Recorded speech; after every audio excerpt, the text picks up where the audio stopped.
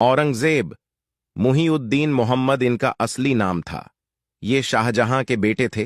कहा जाता है कि औरंगजेब ने अपने पिता को कैद कर रखा था, लेकिन इसकी सच्चाई क्या है, ये साफ तौर पर कहना मुश्किल है, क्योंकि कुछ विद्वानों का मानना है कि औरंगजेब ने अपने पिता को बंदी नहीं बनाया था। अगर अपने हमें फॉलो नहीं किया है तो हमें आप फॉलो कर ले। तो चलिए वीडियो को शुरू करते हैं। आज हम औरंगजेब के बारे में जानेंगे। औरंगजेब का जन्म 1618 में गुजरात में हुआ। औरंगजेब के भाई का नाम दारा शिकोन्ह था। औरंगजेब की सेना में वरिष्ठ पदों पर बड़ी संख्या में कई राजपूत नियुक्त थे।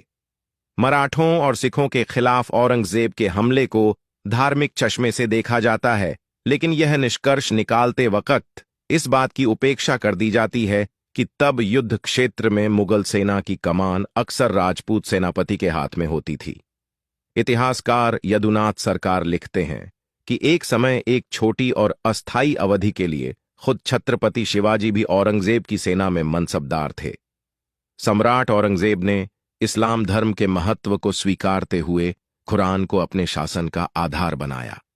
औरंगजेब द्वारा लगाया गया जजिया कर उस समय के हिसाब से था। अकबर ने जिजिया कर को हटा दिया था, लेकिन औरंगजेब के समय यह दोबारा लागू किया गया।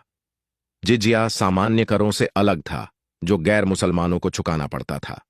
इसके 3 स्तर थे और इसका निर्धारण संबंधित व्यक्ति की आमदनी से होता था। इस कर के कुछ अपवाद भी थे। गरीबों, बेरोजगारों और शारीरिक रूप से अशक्त लोग इसके दायरे में नहीं आते थे। इनके अलावा हिंदुओं की वर्ण व्यवस्था में सबसे ऊपर आने वाले ब्राह्मण और सरकारी अधिकारी भी इससे बाहर थे। मुसलमानों के ऊपर लगने वाला ऐसा ही धार्मिक कर ज़कात था जो हर अमीर मुसलमान के लिए देना जरूरी था। कहा जाता है कि समकालीन अदालत के इतिहास में उल्लेख किया गया है कि खंडेला, जोधपुर, उदयपुर और चित्तौड़ में मंदिरों सहित सैकड़ों हिंदू मंदिरों को औरंगजेब या उनके सरदारों द्वारा उनके आदेश पर ध्वस्त कर दिया गया था। औरंगजेब को कट्टरपंथी साबित करने की कोशिश में एक बड़ा तर्क यह भी दिया जाता है कि उन्होंने संगीत पर प्रतिबंध लगा दिया था, लेकिन यह बात भी सही नहीं है। कैथरीन बताती हैं कि सल्तनत में तो क्या, संगीत पर उन्होंने दरबार में भी प्रतिबंध नहीं था। औरंगजेब के अंतिम समय में दक्षिण में मराठों का जोर बहुत बढ़ गया था।